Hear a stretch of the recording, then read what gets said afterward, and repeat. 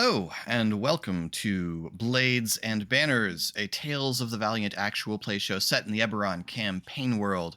Mia, what happened last time? We came back. Yay! Yay! So 3 months have passed, and some things have happened in the crew's lives. Oren and Svoboda have a more strained relationship, and now when Svoboda shows up, Oren disappears completely. Oren tried to exorcise Svoboda, and it failed. Ellie Wise was asked to be an ambassador to the Magmin folks who normally help gather resources from the active volcano, and they had decided to stop engaging in contract work, and Ellie Wise smoothed that all over, and the Magmin thanked Ellie Wise with 4 small lava poop cannonballs that can also serve as grenades that we get to have. We added a small crew of 6 or so folks, very interesting folks who are basically there in case there's a scuffle on ship, and also they're there to watch the ship when we are in port. Finian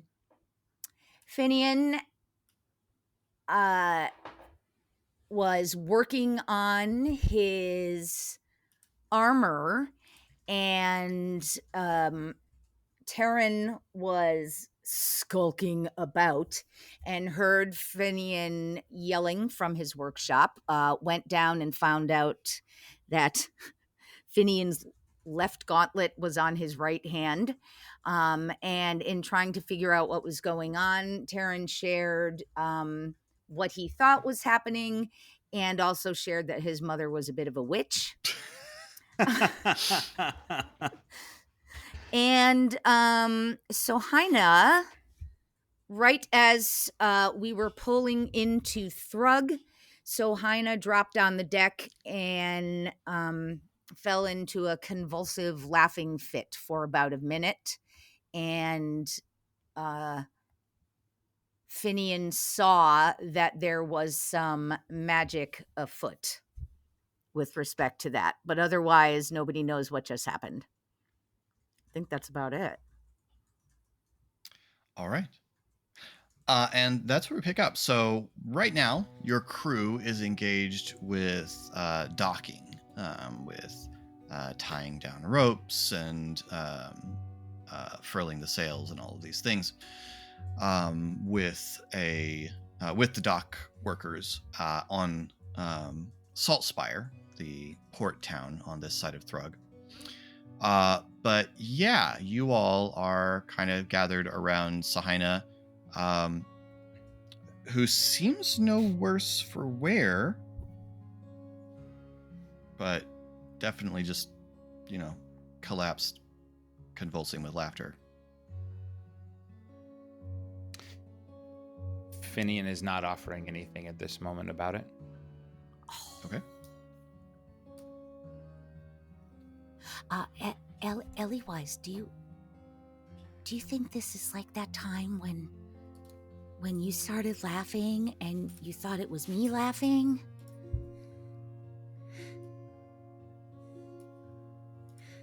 Oh no, we can't hear you. None of us can hear you. You're muted. You need to use your words on your less. microphone.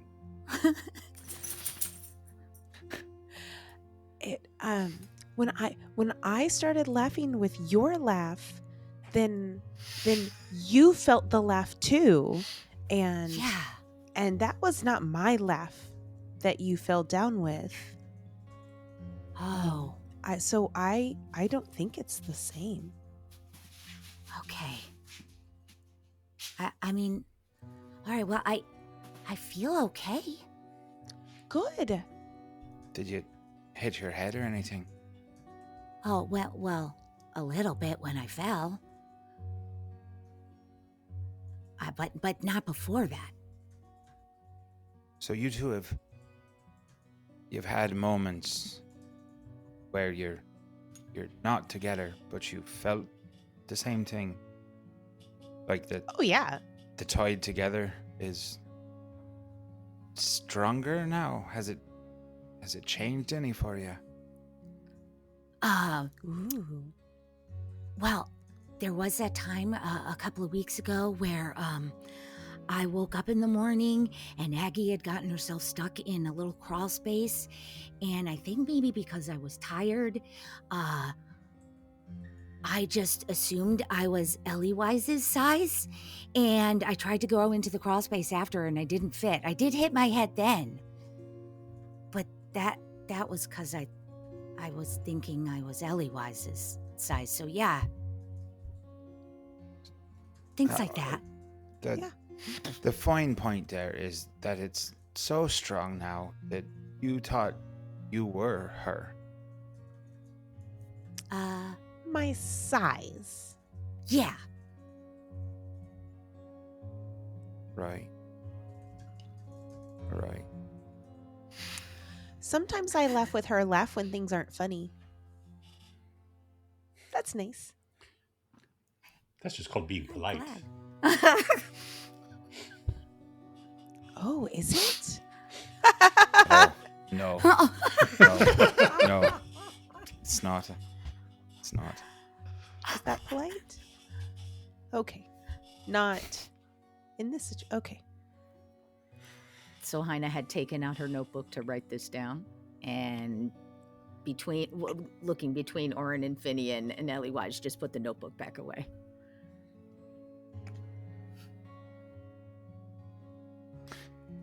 All right. So places then, yeah.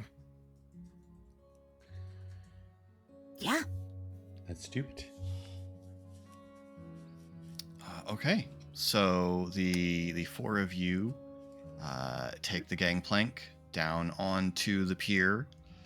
So Salt Spire, which is the settlement that you are in, is the larger of Thrug's two coastal settlements because it faces towards the rest of the islands, whereas the other side of the island simply faces out into the open ocean. It is built kind of into the side of the cliff of the central plateau.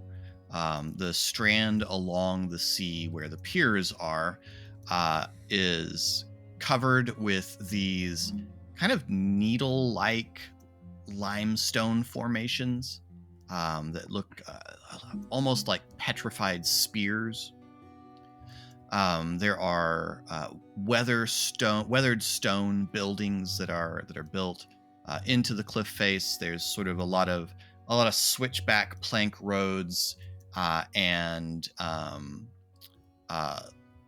pulley lifts built all over the cliff face to allow one to traverse up and down, and also, of course, to allow cargo to be hauled up and down.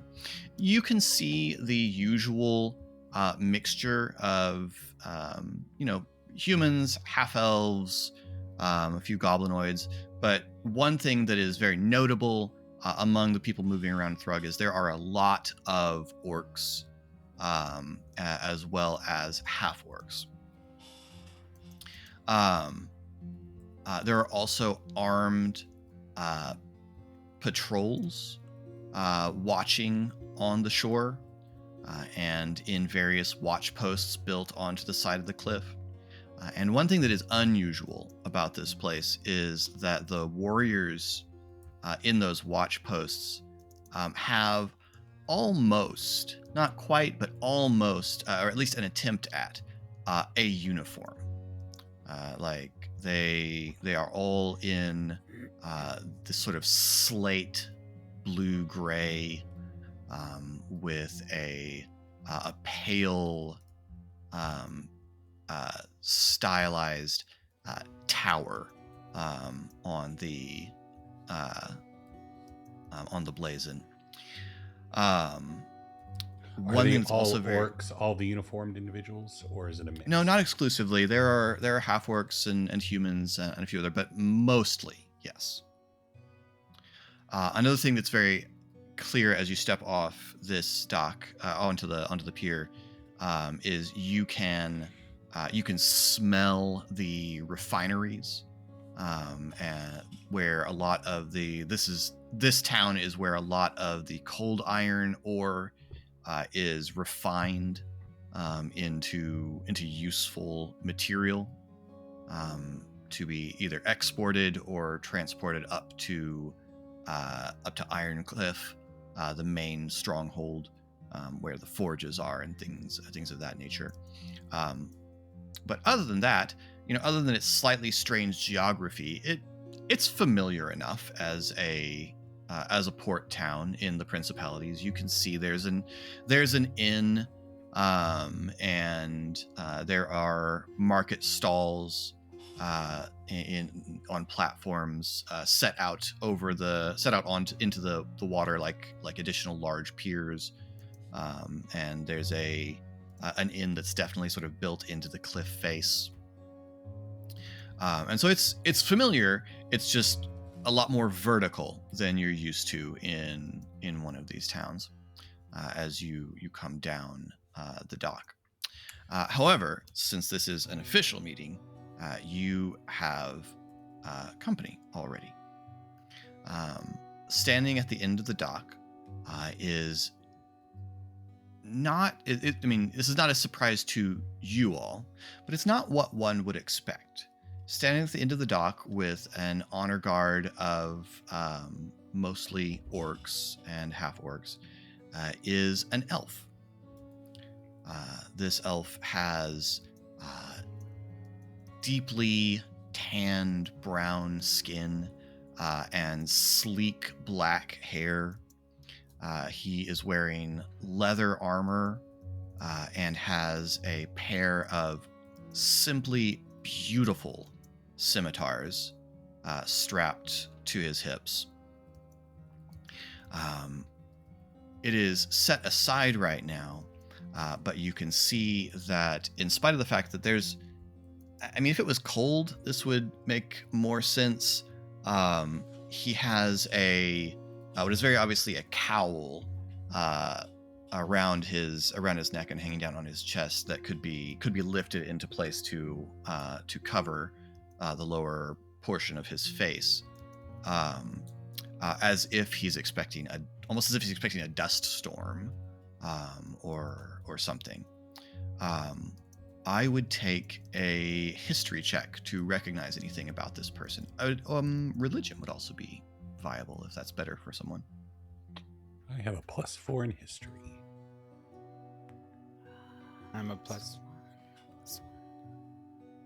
Orin, I would actually give you advantage on this. There's a reason.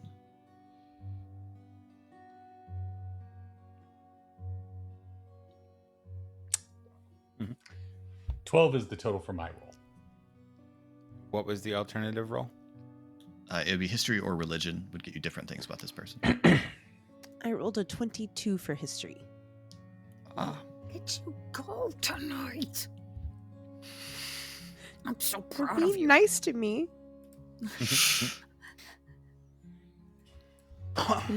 Queen's Blades was a bit problematic in that They did respect, not so I feel like we've that earned. campaign. That's fair. That's fair. Okay, so Ellie-Wise. I'd be interested to know why Ellie-Wise recognizes this, but with that roll, you absolutely do. So Ellie-Wise immediately clocks this elf as a part of the Ternadal culture, and particularly as being from the nation of Valiant, which is a nation in southern Corvair. Valiant was once part of the nation of Kyre, but when Kyre started to fall apart late in the war, a tribe of elves who had been hired as mercenaries during the war seized control of the land and have largely made it their own. The Valiant elves are famously warlike. They view combat as the ultimate art form. It's what they love to do.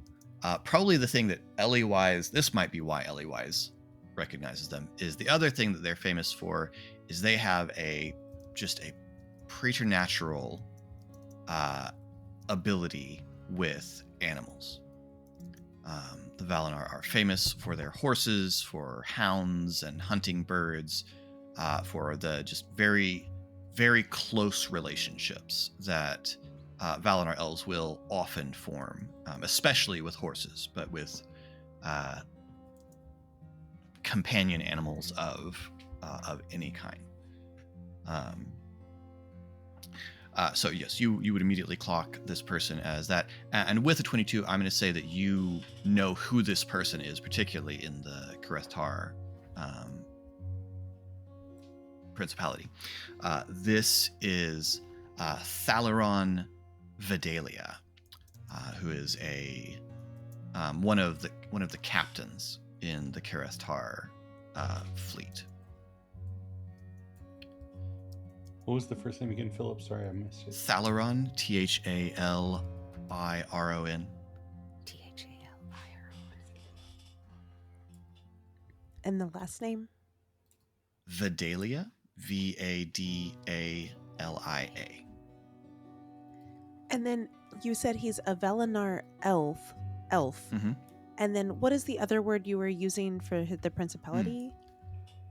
Oh, Karethtar. That's Karethtar, where okay. that's where you are in the Karethtar Principality.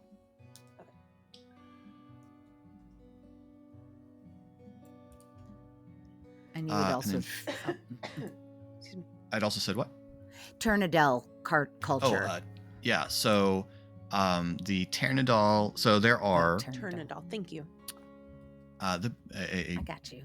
very brief note on elven cultures, because you can take a real deep dive on this. Elves in Eberron are extremely long-lived, not quite immortal, but they live a very long time. And the consequence of this is that all of the elves culturally speaking, that they were immortal, because living so long and then dying is sort of throwing away centuries of expertise and knowledge. And different elven cultures solve this in different ways. The Ternadal, who exist both on Arenal and in Valinor, do this by emulating the great deeds of a famous ancestor. And so the last name of Thalaron, Vidalia, is the name of the ancestor that is his inspirational ancestor that he has chosen to attempt to live a life like. Finian, you rolled a pretty good 18 religion check. You know two things. One, Vidalia is like the hero for elves. There are ever so many songs about Vidalia's mighty deeds. And so to claim her as an ancestor is a statement. You also know why he has a cowl. When a Valinor elf goes into battle, they will veil themselves, because when they are in battle, it is not their deeds, it is the deeds of that ancestor. Oh. Interesting. And in this way, they maintain the ancestor. The ancestor lives on in their great deeds.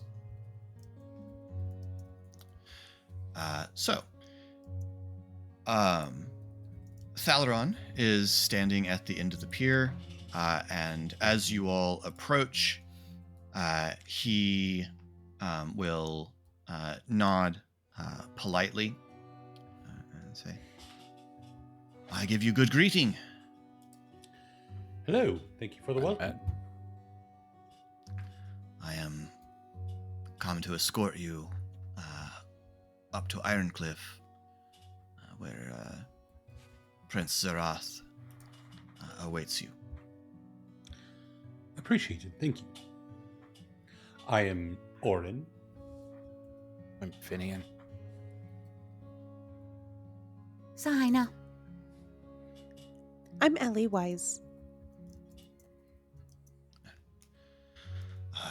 Excellent. Greetings to you all. Your ship is now under our protection. I see you have a crew, so I will not bother to post additional guards unless you feel it necessary. But Should not be a concern, no. very good.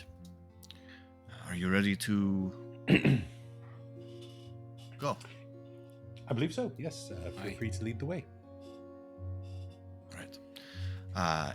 He turns and leads you towards the cliff. You can see that there is a substantial sort of freight lift resting on the ground.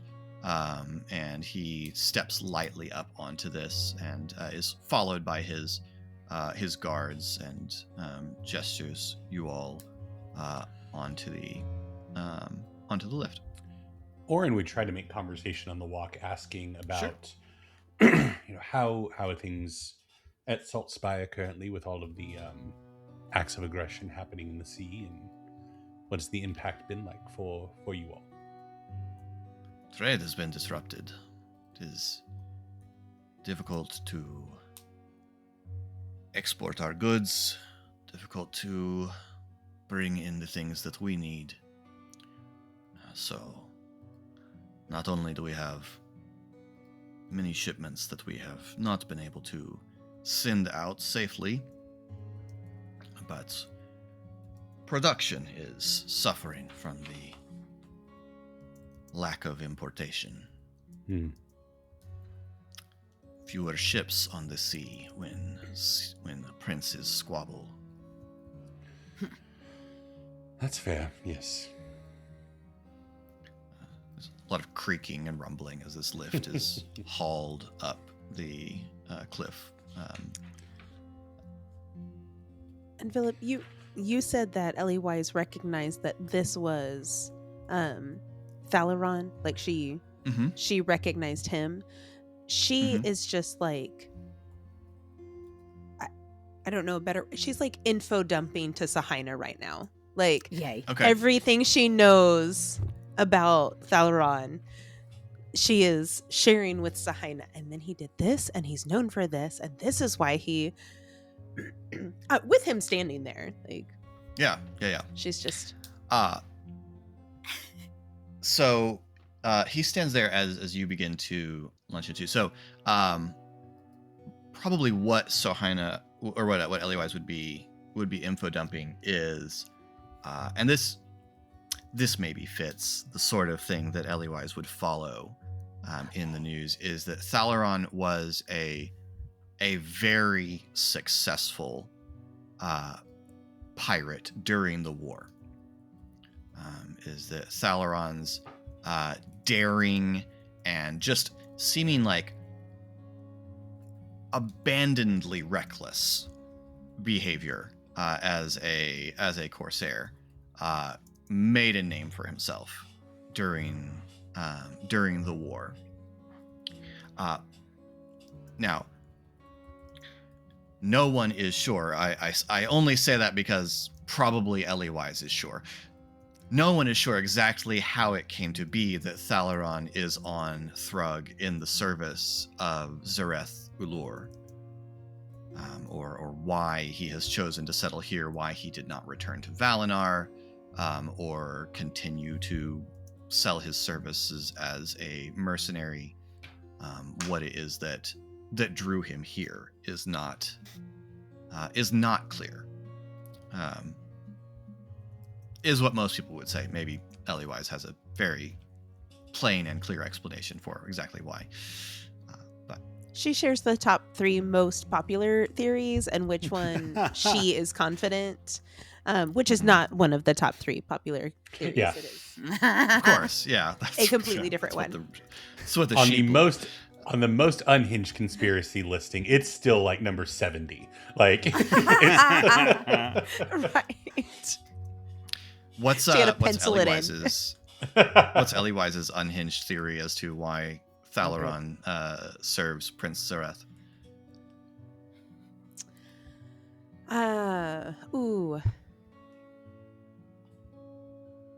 Location of a shared treasure. They did a job together. Mhm.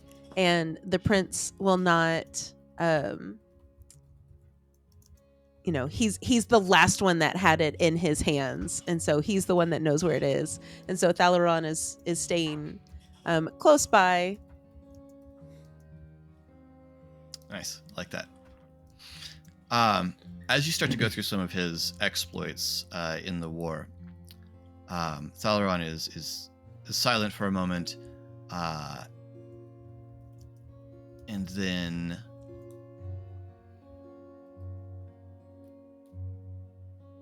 actually, I would take an insight check from I anyone love who would like. to do insight checks. Do an insight. Just for the fun skis.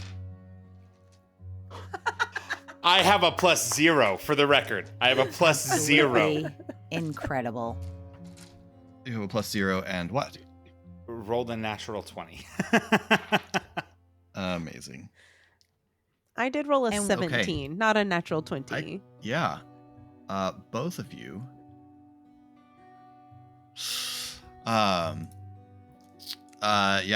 Orin, in spite of the fact that you are actively engaging him in conversation with a 12, you don't know what's up.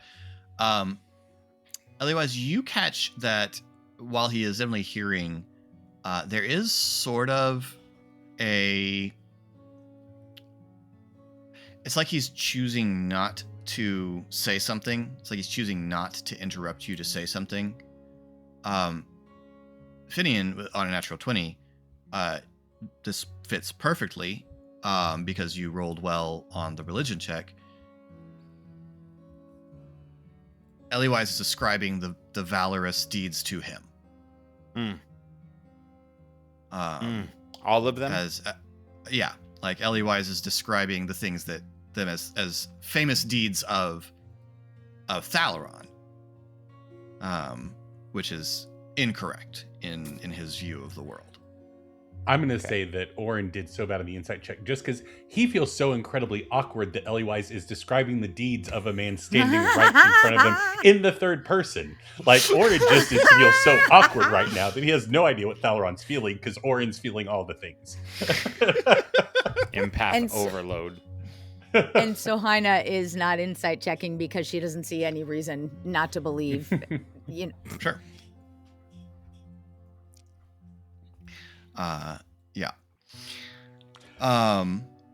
So how are the people taking all of the conflict and the like? How are the people feeling about it?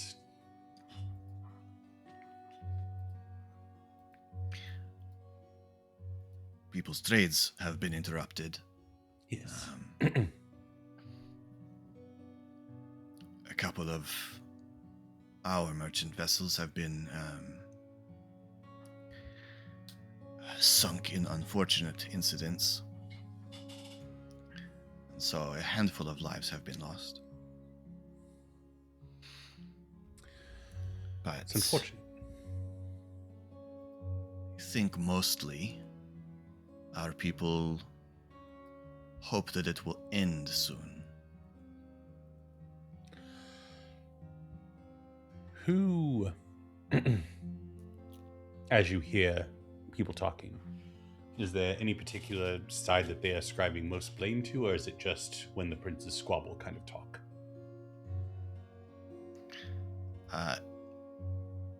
He gives you a bit of a look as you sort of fish for an angle here. Missed opportunity to say angle. For I fought everything inside me. Man. Why?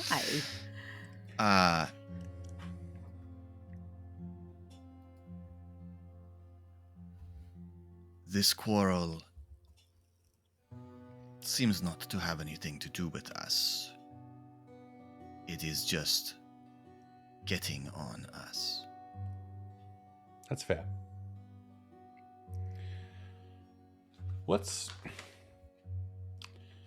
Suppose we're about to go speak with the prince and get his take on all of it and speak with him. But before we get there, I'd love to know your take. I mean, we've just heard recount of all of your incredible deeds as a pirate. So I'd love to hear your take on the current situation. Orin beefed the roll too. Orin has no idea. Yeah.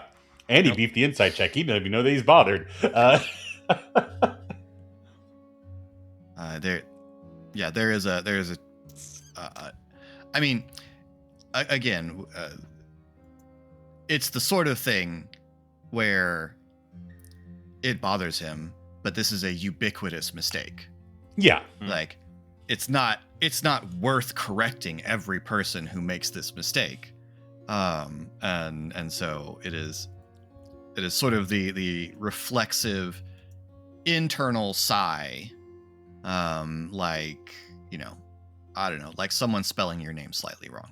Like, it's just, putting too many L's in your name. Or not an IP at the end. That gets corrected. That gets corrected. There are like 6 people on the planet that can get away with that. Anyway, so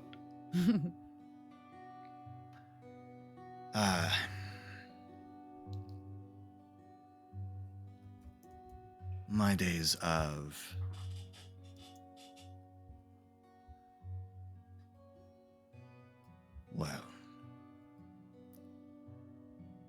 piracy is not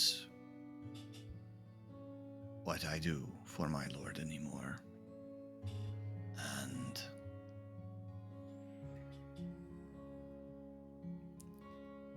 it seems to me a matter that were better handled one-to-one, rather than involving the whole gauntlet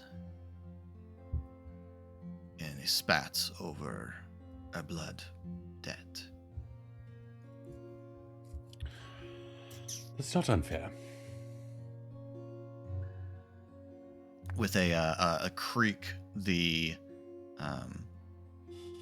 platform reaches the top, and you all find yourselves at the top of the plateau.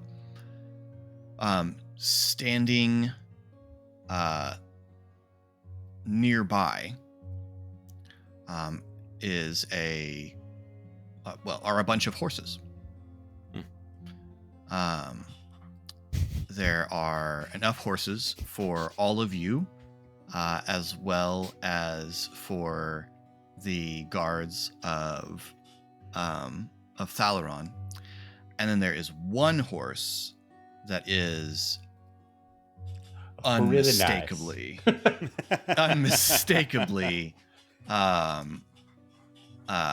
Thalaron's.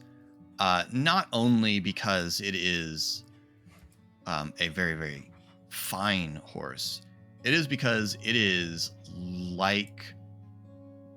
almost certainly like no horse you have ever seen in your life. This horse's coat is a very, very pale, not quite white, like sand color, and its mane is like sea foam on a beach, sort of a very pale blue-green color, and it is dappled with darker, sort of rust-colored spots, like stones spread across sand.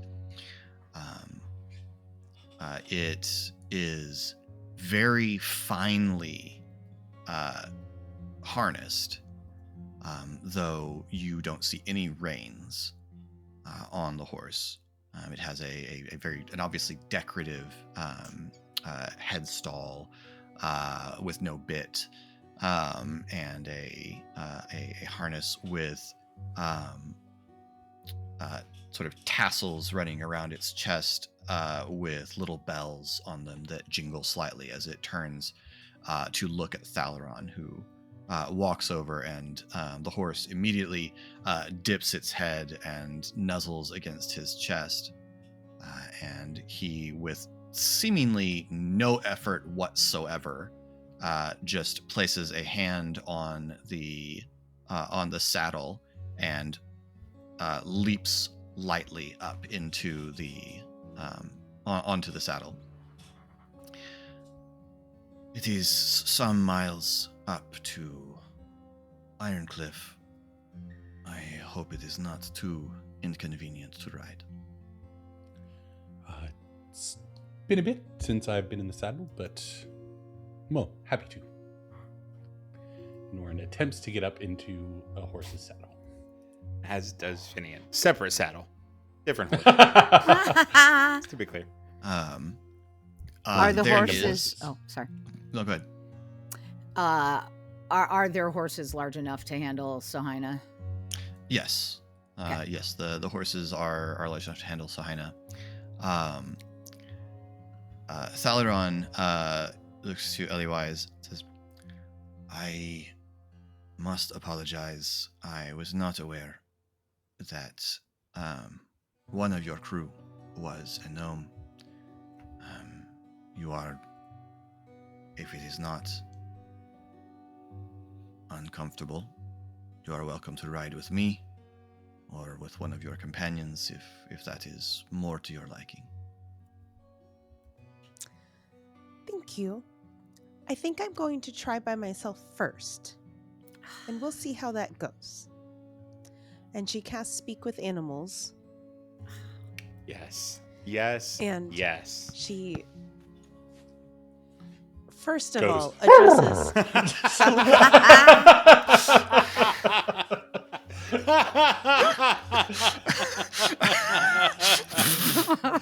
Oh, I hope that kid give. A luck point for you, sir. Apologies, Uh, Casey. Continue. How am I supposed to recover from that?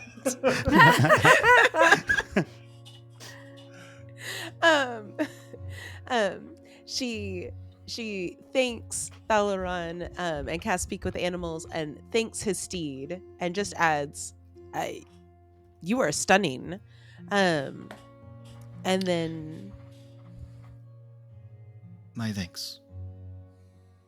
turns to her horse and acknowledges equal magnificence.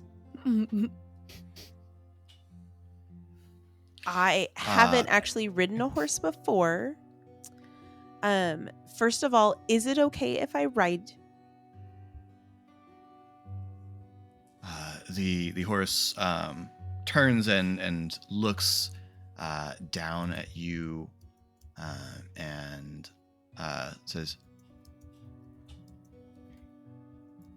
"Yes, you do not look like very much of a burden." I try not to be sometimes. Do you think you could just talk me through how to do this? Will you roll an animal handling check? I will. My favorite thing is knowing that you two have played games like this together for years. And every time Casey talks to an animal or a plant, there's a look on Philip's face of course. Yep. Okay. All right. Here I we had go. voices prepped for all of these animals too. It's my favorite thing. I love it so much. We knew at the very least that Ellie Wise had to ask permission. Yes, Oh, sure. There is zero sarcasm. I adore these moments so much. 19 animal handling check. The horse nods its head and shifts, and it kneels, like it sort of lowers itself down onto its knees. Oh, that is very kind. Thank you so much. Philip, what did you roll for She player scrambles handling? up. Natural ones always. Okay, so once the horse sort of turns so that one of its eyes looks back in a slightly assessing look to make sure you are there, and then it lifts itself back up onto its feet with you on its back. Whoa!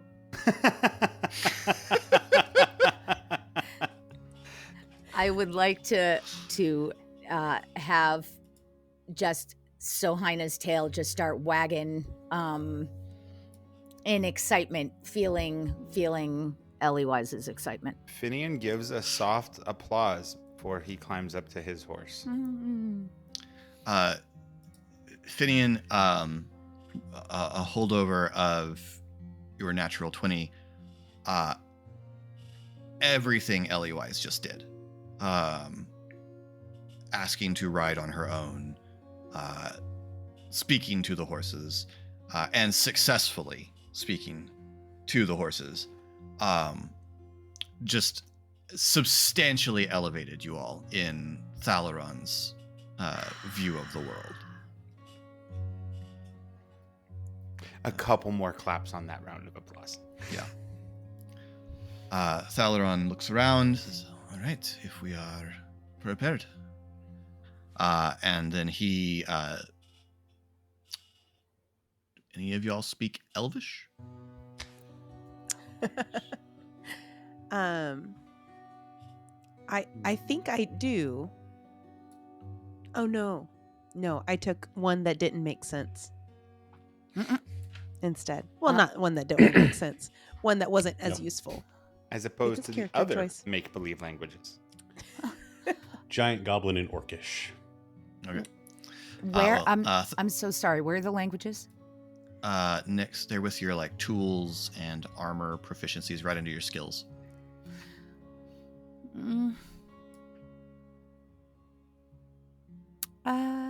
Common and Goblin. Okay. Nope. He says something in Elvish, and his horse just starts off, and the other horses begin to follow. It is some hours of riding.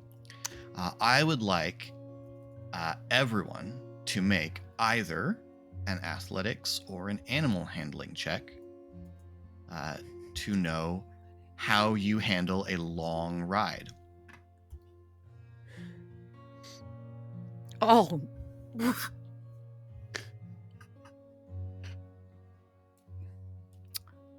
Okay. 19 athletics. 14. 18 for me. Sorry, Mia, go ahead. No. 14 for me. 18 animal handling. I thought it's a 5 athletics for me. Okay. I mean, this makes sense.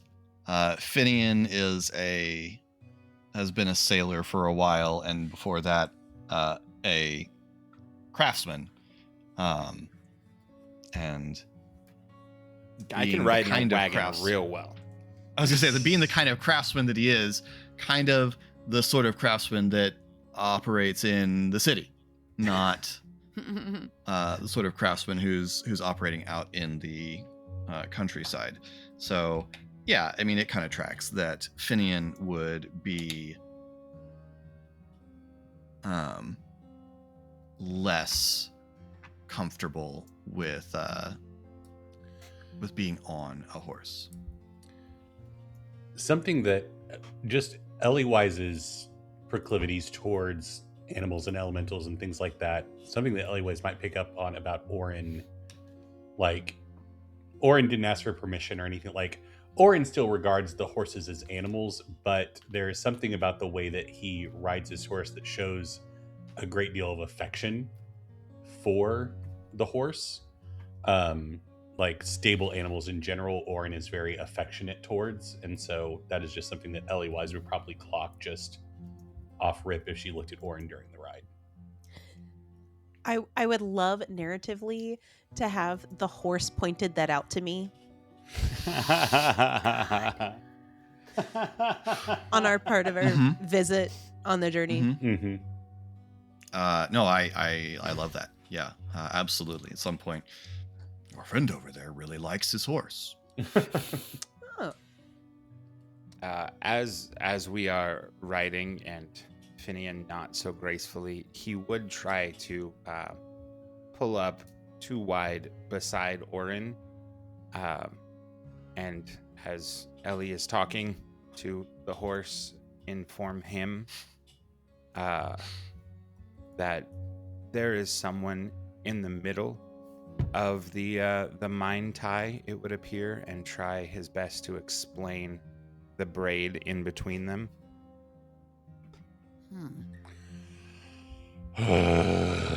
And Orin's mood immediately sours.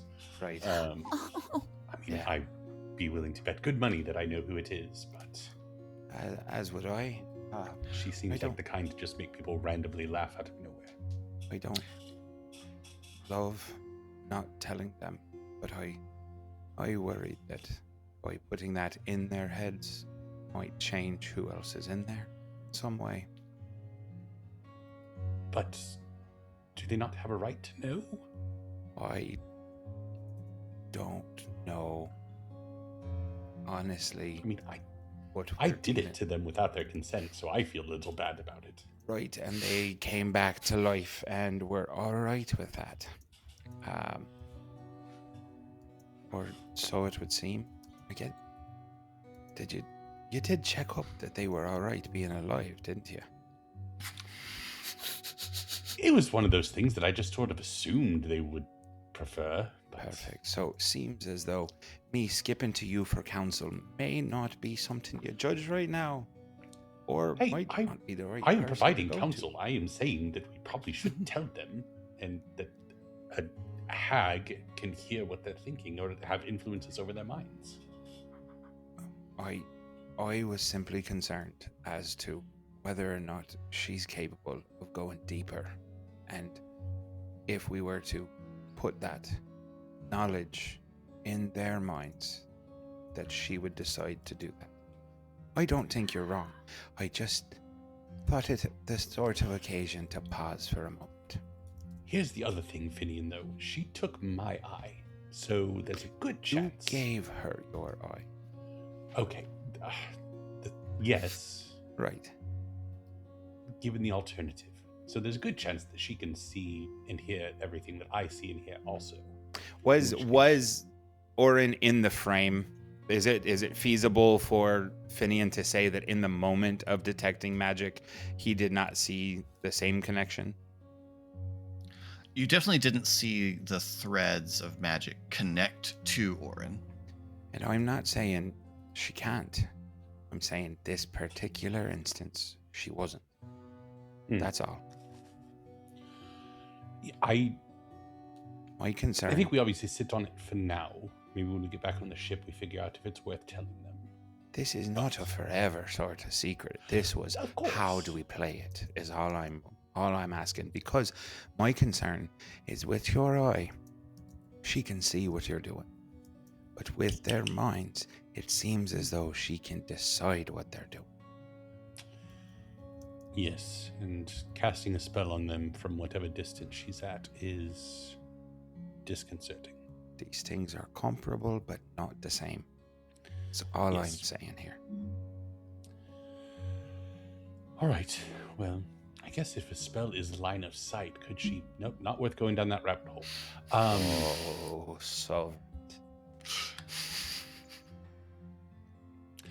Thank you for filling me in. Good to know. And yes, we will figure out how to handle it when we get back to the ship. right. Who would have thought making a deal with a hag would be complicated? Me. Literally everyone that didn't make a deal with the hag would have thought that. I was the only one still alive, thank you. You were unconscious. Close enough. You were bleeding out on the ground. I didn't not say tanks. I just said. You implied it was a bad call. Anyway.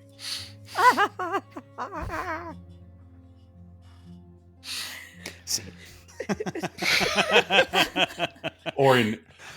Orin, because he knows how to ride a horse, speeds his horse up enough to where Finian can't keep up with him. Yeah, Finian doesn't try. Finian does not difficult try. conversation because it's like Orin knows how to move with the horse, and so it's just sort of this, and Finian's kind of like,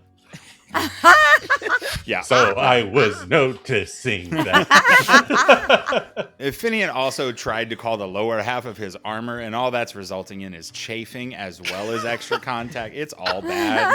None of this is going well. He sent it back.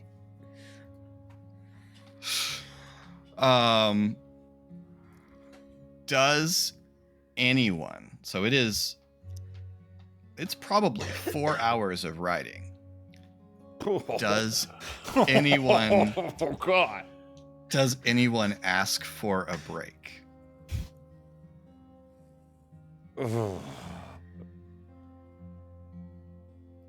No, he's gonna just hurt from it. This is like Is Finian trying to hide his discomfort in any way? actively, yes, to the utmost of his ability. There is so much pride on. I guess the line. question is, what is his ability? Like, does it require an insight check to see that Finian No, is like absolutely miserable? Okay. not. No, everything about this sucks, and he's debating on just hover flying next to you guys.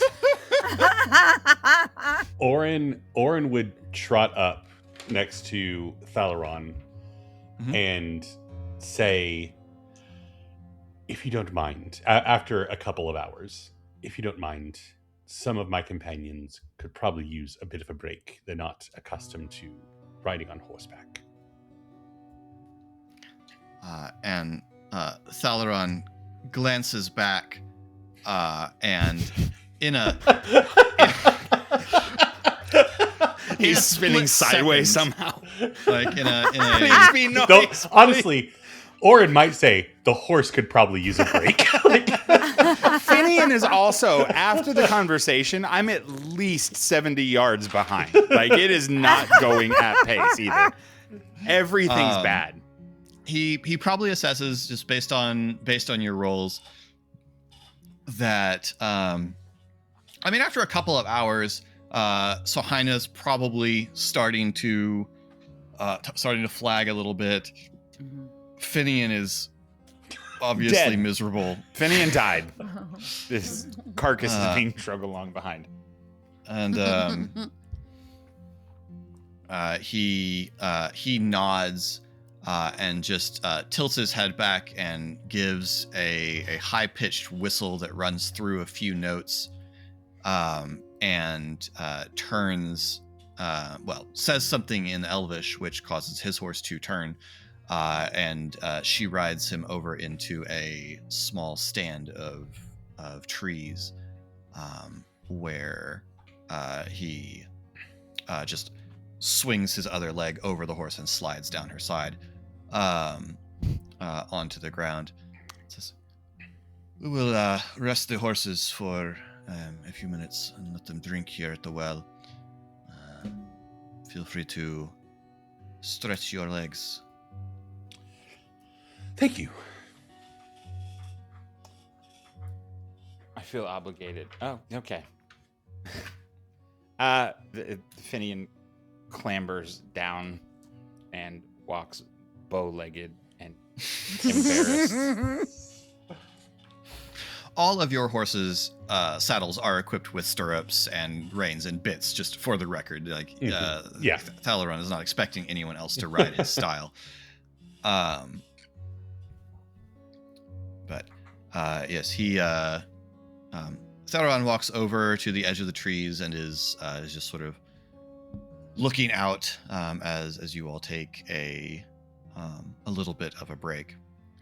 He will probably allow about a half hour of rest for everyone before he presses forward. Anyone do anything during the break, or are we just walking and stretching? Or Finian starts sketching on his pad because this has inspired him, and he thinks that what the world really needs is a wagon that doesn't need horses at all. And so he's going to figure out how to get 4 wheels on a box that doesn't need anything pulling it. We'll get there. Okay. We'll get there.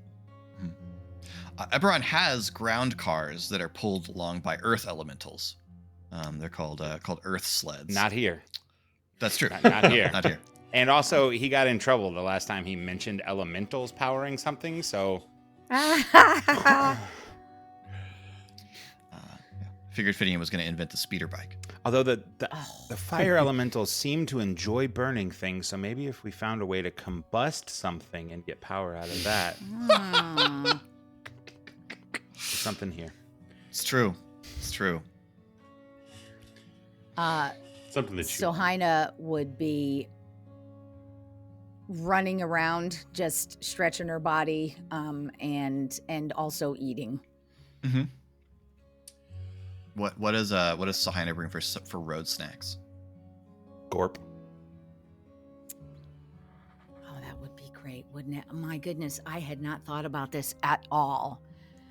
She has stashed away some of Ellie Wise's parents' treats. Mm-hmm. Mm-hmm. Solid. Orin's going to try to talk to some of the guards who are all orcs, right? You said that they were orcs. Are they talking amongst themselves? Like a little bit, yeah. I mean, they're just, this is clearly not a situation. Like they're in a place where they don't feel at all in danger. Yeah, and so they're looking around a little bit, but for the most part, they're just, they're doing more or less what Sahina's doing. They're not running, but they're drinking some water, having a snack, just. So when we say that like this was founded by a former orc tribe, is it recent enough to where some of the tribe are still around, or is this like long ago, like generations? So this place was founded by Prince Zaraath. Okay. And it is a pretty frequent thing. Living so close to it, you would be aware of this. That he brings shiploads of orcs from the Roar Holds here. The orcs are mostly lost a lot of their lands in the Roar Holds to the dwarves as they have taken over that area, and so Zaraath thinks that staying and fighting because honor demands that we hold on to these peaks is dumb. Gotcha. And so is trying to find a place where they can just live. So Orin is fluent in giant, goblin, and orc, and I think the reason for that is he was being trained as a Dark Lantern, but he's also bastard of the king, and so was going to be shipped off to like the worst possible assignment, and so is being taught languages where like the sweet gigs weren't going to go, kind of thing. And so Orin walks up and asks in Orcish, how long have you all been in the principalities? You see probably several sort of slightly surprised looks when you address them in Orcish. This is especially true because most half-orcs and orcs from outside the Roar Holds speak Goblin in their normal day-to-day lives. It's really only in the Roar Holds and among some of the orc tribes in the Shadow Marches that the old orc is still spoken, and so they look a little bit surprised and pleased to be addressed in their mother tongue. And begin, we can tell you, one of them is old Thulk over here. He come with Prince Zaraath when he first came. Wow. I have been here 7 years.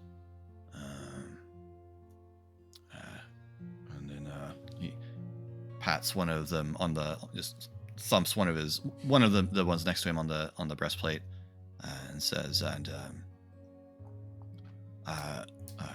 Dulash here, he is relatively new. He and his family came last year, and a bit, yeah. And so they sort of go around and regale. It seems to be quite a variety. You don't really get an impression of these guys as being, somewhat, as there being some sort of exclusivity to the role that these guys are playing. Like, it's not like this role is reserved for the orcs that came over with Zaraath. Yeah. One sec. Wow, that's I can't imagine how different it must be going from the mountains to the sea. It must be quite a shift in not only landscape but skills. We are getting used to it, but we still hire a lot of crew. Yeah. A lot of the crews on our ships are not orc. We are good at many things, but very little experience at sea. Few of the tribes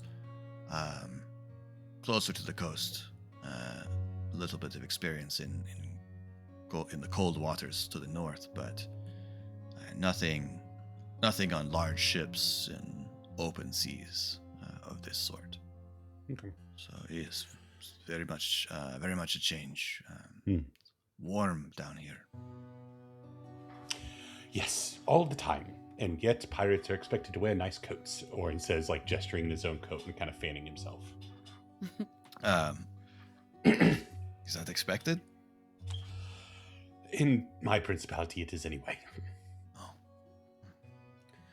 And basically, Orin's just trying to get in good with the guards. So on the off shot that after they leave, the prince assesses with his men, like, what did you think of him? They're like, I liked the one with the horns, kind of thing. Like, yeah, back that up with a persuasion roll for me, or I don't know, performance or deception or something if you want. But 24. Nice. That is, yeah. You're good at this. You fall in with them. They're easy with you. You start well by speaking to them in their language, and they're happy to answer questions. There's nothing about this reads as like they have secrets that they're keeping, or there's anything dark about this. It's just they're mostly happy to be here. This, it's a big change. Some of them miss the mountains. A few of them, all of them generally express more or less sincerely, depending on the person. In some cases, just sort of in a pro forma way, expression about the Mror dwarves, and that's negative, but only for some of them does it really carry any heat. You get the impression that some of them came here because they didn't have a choice, but a lot of them came here because there were more opportunities in the principalities than there were in the mountains. Is there still open conflict between the dwarves and the orcs in some parts of the mountains? Yeah. Do I get any kind of vibe that like some of them at least miss the scrap of combat? Like, this seems like they live a pretty peaceful existence here. Like, do any of them miss the fighting? Give me an insight check.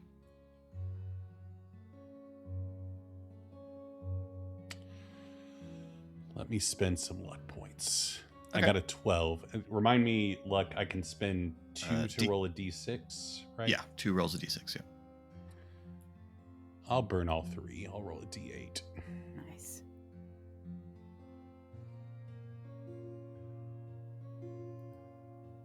Dirty 20. Oh, Nice. Worth it. So you get the impression that, I don't know to what degree Orin growing up would have had any familiarity to the orc tribes to the west, who are of a much more naturalistic and shamanistic tradition. Mhm. These orcs are still druidic in a sense, but there's definitely the necessities of life have absolutely shaped them in a way that martial skill and warrior status is more important to them than an orc you would meet in the Shadow Marches, where you would, I guess the equivalent over there would be like being a hunter would Yeah. be a status, but being a warrior for them. And so all of them take pride in being good at that. But you don't necessarily get the impression that maybe a couple of them, especially the younger ones, you get the impression of enjoy it. The other ones take a sort of professional pride in the fact that they're good at it, and that it was a thing they could do that meant something for their people. But given the option to do something where the odds of having your head split open by an axe are lower, most of them will do that. Yeah. It's great. Well, It's a fine thing to fighting be dwarves a mighty. then, because lower, the lower axe.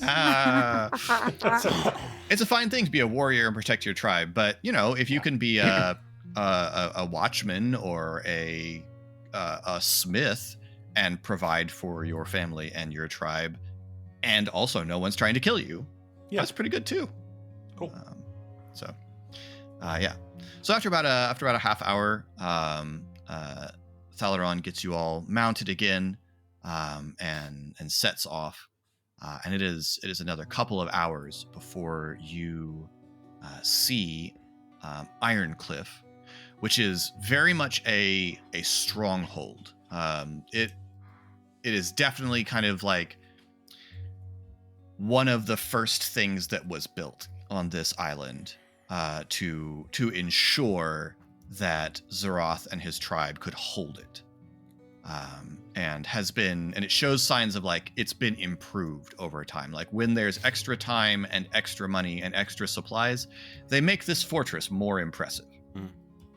So it is built right up to the cliff's edge on the plateau, with the main keep looking out over the sea. There are massive walls of gray-black stone. In a lot of the outer walls, you can see that there seem to be metal plates just sort of set into the blocks of the walls, especially around towers and gates.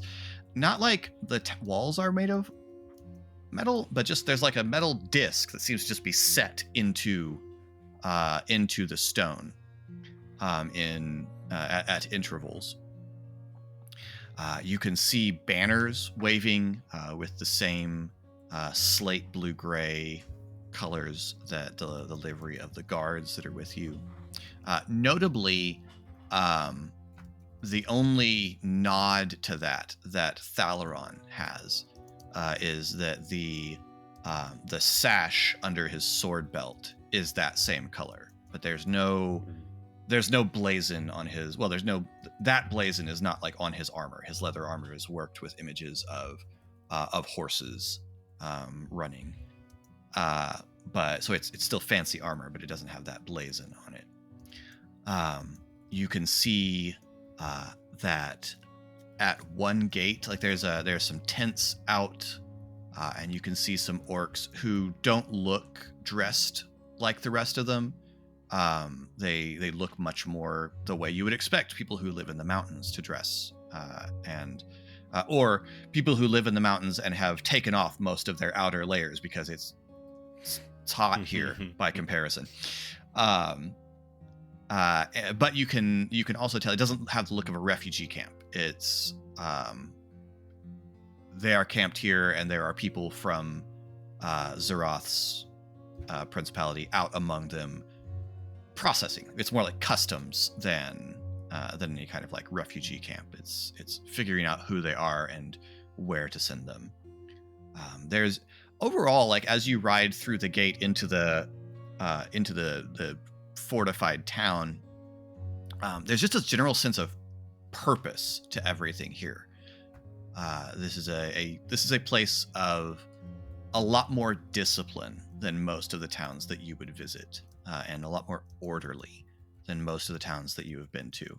The coast town, the port town, Saltspire, much more of a pirate vibe.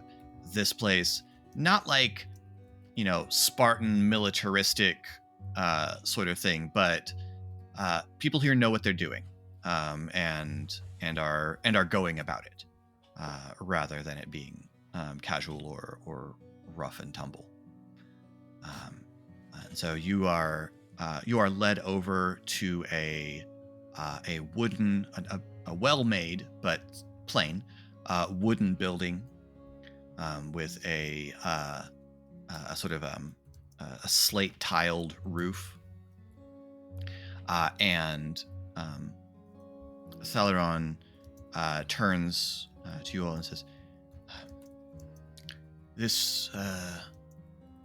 there are quarters here set aside for guests of the prince. I will go ahead to the keep and announce you and send a messenger to bring you to the prince when he is ready to see you. In the meantime, one of my men will stay here if you have need of anything. You may ask him. Appreciate it. Thank you. So, may the prince smile kindly upon you. And he speaks to his horse, and she trots off across the town towards the keep.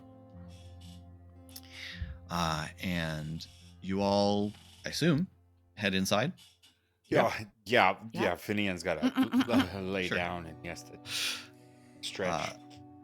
Some quarters have been set aside for you all that you are shown to. They're plain but comfortable. Good functional beds, places for washing, places to lie down. Again, it's not Spartan. It's just functional.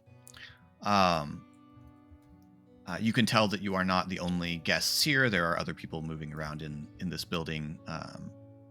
Seems like tradesmen and merchants looking to negotiate with the prince.